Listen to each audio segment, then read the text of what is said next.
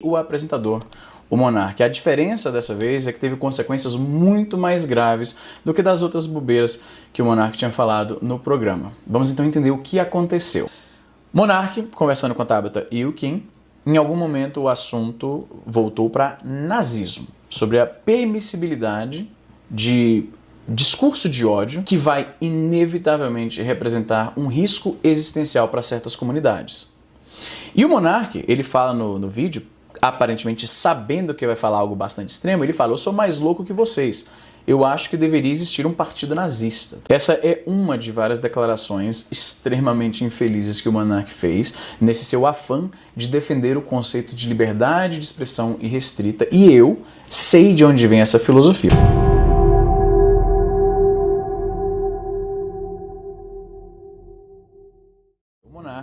Não sei se ele admite isso abertamente. Eu tenho notado nos meus debates públicos com o monarca que ele parece ter uma certa resistência em se descrever exatamente qual é a sua posição. Eu sempre o vi muito amistoso pro lado mais anarcapitalista, libertário, que é a galera que é a favor de um Estado mínimo ao ponto de nem existir mais. Os anarcapitalistas, eles defendem a ideia de uma reestruturação da sociedade que exclua um poder estatal central.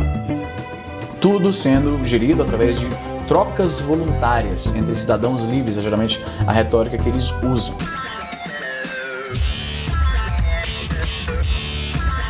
E uma das filosofias dessas pessoas que apoiam esse tipo de ideal é que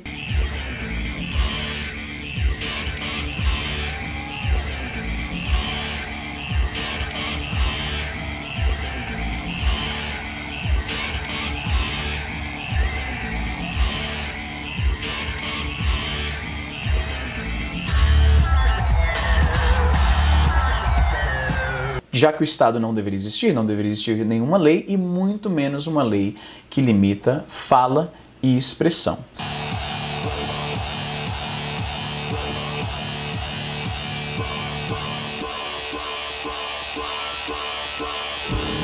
E o Kim Kataguiri também não ficou atrás e falou que a Alemanha errou em criminalizar o nazismo, e o argumento dele é que a gente não precisa do Estado intervir nessas interações, que a sociedade rejeita prontamente esse tipo de coisa, e isso é o suficiente. O que me parece algo um pouco contraditório.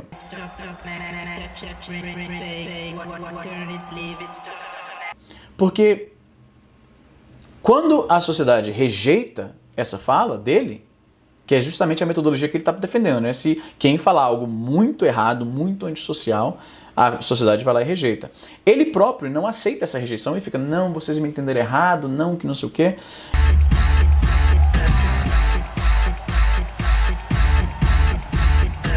E eu concordo que educar essas pessoas acaba sendo bastante eficiente em fazê-los mudar de ideia. Só que, como todo problema multifatorial, a solução também tem que ser. Então, eu acho que educação, explicar a história desses movimentos, dar todo o contexto do que aconteceu, quais eram os ideais que eles promoviam, por que isso está errado, junto com a proibição de adoção, de apologia a esse tipo de ideais. Eu acho que a solução ideal são as duas coisas. Enquanto o monarca e o Kim, e muitas pessoas que concordam com eles, acham que não, que o Estado não deveria fazer nada para impedir esse tipo de discurso.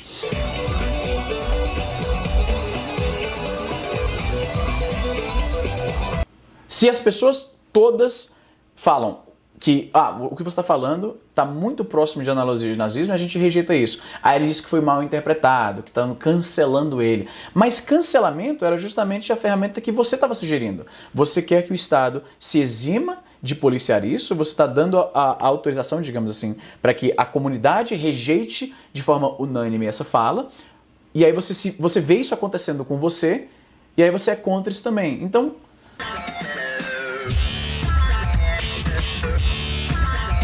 essa ilusão utópica de que o livre mercado de ideias, você traz tudo para o livre mercado de ideias e as más ideias são rejeitadas, não é assim que funciona na vida real, infelizmente não é.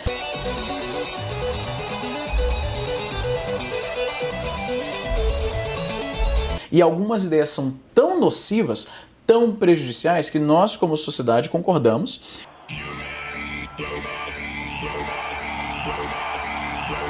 que deve existir algum tipo de limite. Todos nós concordamos com isso. Você, com certeza, concorda com a limitação de, por exemplo, discurso que calunia alguém.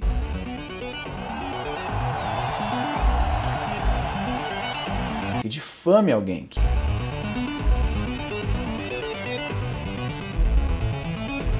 Que uma ameaça de morte, por exemplo, é só uma fala, é só uma expressão, não é verdade?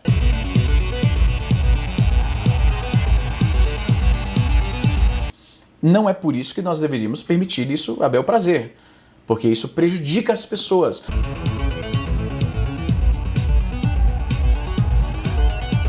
O ponto que o monarca parece não compreender é que essas ideias, quando elas basicamente dizem, ó, esse é o problema, o culpado são esses caras e a solução é eliminar esses caras. Isso não fica só no campo de ideias, não é só um tweet.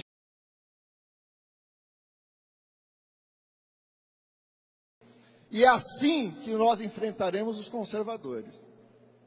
É assim que nós vamos enfrentar os conservadores. Radicalizando a luta de classe. Mas qual vai ser o nosso diálogo com esse setor? Com o setor conservador? Veja, o setor conservador é perigoso porque lança suas garras na consciência da classe trabalhadora. É nela que nós temos que nos defender contra essa ofensiva conservadora. E não no diálogo com eles.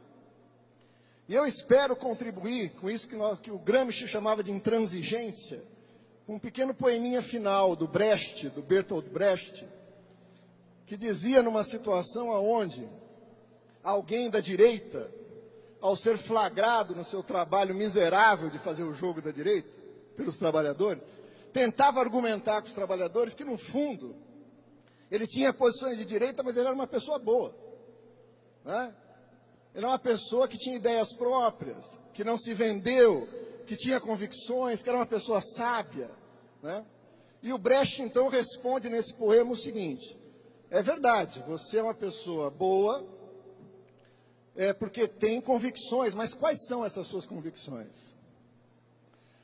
Você diz que é sábio, mas a quem serve a sua sabedoria? E contra quem ela é usada? Você diz que tem amigos, mas você tem amigos entre as pessoas que são boas ou entre os adversários? Você diz que não pode ser comprado, mas um rio que arrasa tudo numa inundação, ou um raio que fulmina uma casa, também não pode ser comprado. Nós sabemos que você é nosso inimigo, mas considerando que você, como afirma, é uma boa pessoa, nós estamos dispostos a oferecer a você o seguinte: um bom paredão, onde vamos colocá-lo na frente de uma boa espingarda, com uma boa bala, e vamos oferecer, depois de uma boa pá, uma boa cova, né? Com a direita e o conservadorismo, nenhum diálogo, luta.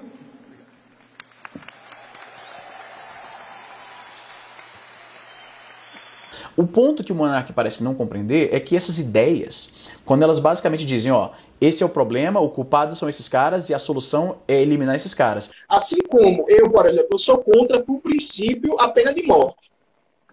Eu, enquanto valor humanista, eu sou contra a pena de morte. Agora, no momento de um processo revolucionário, nos seus momentos mais agudos, eu defenderia tranquilamente instituir a pena de morte para crimes contra-revolucionários de pessoas financiadas por organizações estrangeiras para derrubar o socialismo. Tranquilamente. E aqui uma mesma posição que é a posição do Fidel. Fidel, profundamente humanista, Fidel sempre foi contra a pena de morte, mas, ao mesmo tempo, nos processos mais difíceis de consolidação da Revolução, foi, sim, usado a pena capital em algumas situações contra-revolucionários. Então, veja, diria o grande Lukács, né? A ética, ela tem uma concretude material da sua possibilidade de realização. Então, por exemplo, os meus valores humanistas de defesa da paz, de defesa da vida, a despeito de que vida seja menos fascista, porque fascista não entra no rol da vida humana, esses valores eles têm que ter concretude histórica para se realizar. Então, numa situação de cerco contra-revolucionário, se tiver que usar medidas de terror vermelho contra os contra-revolucionários, historicamente isso é válido. O ponto que o monarca parece não compreender é que essas ideias, quando elas basicamente dizem, ó, esse é o problema, o culpado são esses caras e a solução é eliminar esses caras. Eu vou falar num tom que não é o meu, porque eu estou com uma gripe do cão e se eu falar no meu tom eu vou tossir feito uma louca. Então, Vou falar numa voz que não é minha e que me desgosta muito, mas é a voz que sobrou. E por que eu defendo esse ponto de vista? Não é só por razões teóricas e políticas. É porque eu odeio a classe média. A classe média é o atraso de vida. A classe média é a estupidez. É o que tem de reacionário, conservador, ignorante, petulante, arrogante, terrorista. É uma coisa fora do comum a classe média. Então, eu me recuso a admitir que os trabalhadores brasileiros, porque eles galgaram direitos, conquistaram direitos, esses direitos foram conquistados por 20 anos de luta. 20 anos de luta, fora os 500 anteriores de luta e desespero, e dizer que essas lutas e essas conquistas fizeram a gente virar classe média de jeito nenhum, de jeito nenhum. A classe média é uma abominação política, porque ela é fascista. Ela é uma abominação ética, porque ela é violenta. E ela é uma abominação cognitiva, porque ela é ignorante. Fim.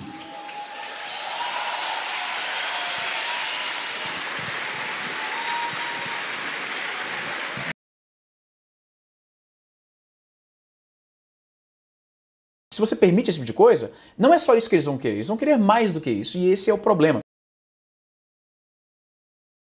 Fundamentalmente, o problema que eu tenho com a retórica do monarca é o seguinte: eu aceito que ele não é nazista, ele não é a favor de que exista de fato um partido nazista, tudo bem, eu entendo isso, esse argumento nominalmente. Mas vamos destrinchar aqui. Como exatamente ele é contra o nazismo, então? Porque ele é contra a proibição de nazismo, ele é a favor de que exista um partido nazista, ele é a favor que nazistas se expressem em redes sociais, ele acha que se uma rede social excluir um conteúdo nazista, isso está sendo censurado. Como exatamente você está sendo contra, então? Chega um ponto em que o seu ser contra o nazismo são só palavras. Quando você é contrário a qualquer medida que impeça nazismo, infelizmente, na prática, tu não está sendo contra o nazismo.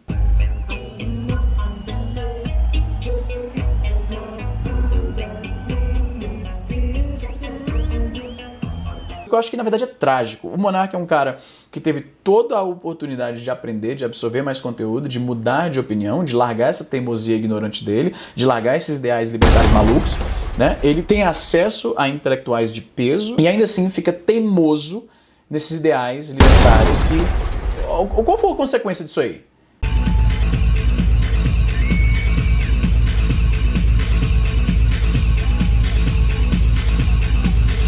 Ele defendeu, independente do que o monarca se explique, na prática, ele literalmente defendeu a existência de um partido nazista, só para que não tenha que dar o braço a torcer nessa ideia de liberdade de expressão irrestrita.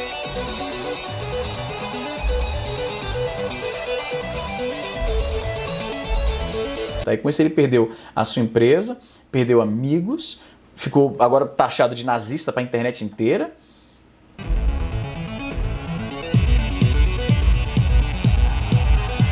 A alternativa a isso era ele ouvir o que as pessoas estão dizendo com muita boa vontade, ler os livros que lhe foram recomendados várias vezes e evoluir a forma como ele vê o mundo.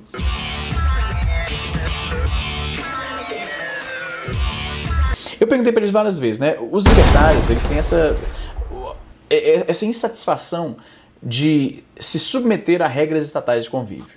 Qualquer coisa que o Estado diga, olha, a gente tem que fazer isso aqui, é o melhor. E eu entendo, superficialmente, o argumento dele, que às vezes esse mecanismo pode ser usado para fins nefastos, com certeza. Mas só porque isso pode ser feito dessa forma, você vai a priori rejeitar literalmente qualquer forma de controle estatal? Porque se você for realmente viver assim, por que você tirou uma carteira de motorista então?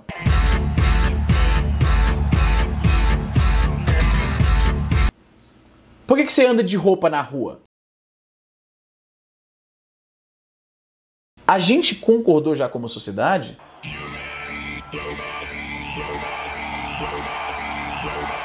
que algumas regras mínimas de convivência social são necessárias. E pelo fato de que nem todo mundo concorda, às vezes a gente precisa de um árbitro que diga, ó, é assim e acabou. Se as leis de cinto de segurança surgissem agora, você veria essa mesma galera sendo vocalmente contra e dizendo que eles estão eu estou dentro do meu carro, é a minha propriedade privada, o governo não pode dizer o que eu posso ou não posso fazer, isso afeta apenas a mim.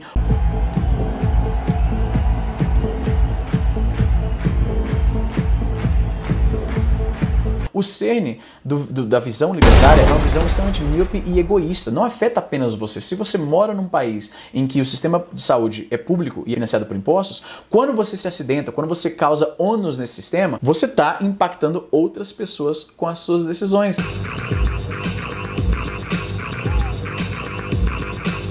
Eu já tive esse debate com o libertário inúmeras vezes, o lance de cinto de segurança. Eles verdadeiramente acham que se eles se acidentam, estão sem cinto de segurança, isso vai causar um ônus no sistema de saúde, o corpo dele pode literalmente se tornar um projétil, ele vai lá e acerta outra pessoa, eles não aceitam isso, porque fundamentalmente o ponto de vista deles é de egoísmo míope.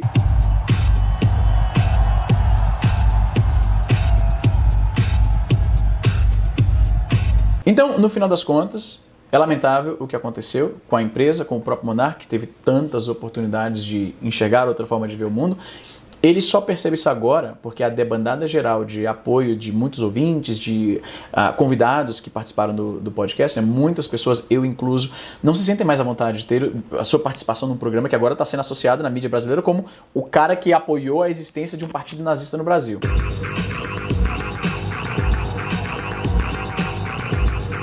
E aí eu só espero que o cara não faça nenhuma merda, né? Porque o cara perdeu tudo, perdeu muitas amizades. É triste, mano. Que sirva como lição para que você não se afunde tanto nesse ideal de bolinha de internet, né? Libertário, no caso, que você se torne incapaz de ouvir as pessoas que estão tentando te educar, que como aquela forma que você está pensando e se expressando vai cedo ou tarde dar merda grande. E, infelizmente... O que mais que falta? Inclusive eu tô devendo uma resenha do caralho. Me cobrem uma resenha disso aqui que eu tô devendo lá. Do caralho, de bobeira. Do caralho. Deu no que deu.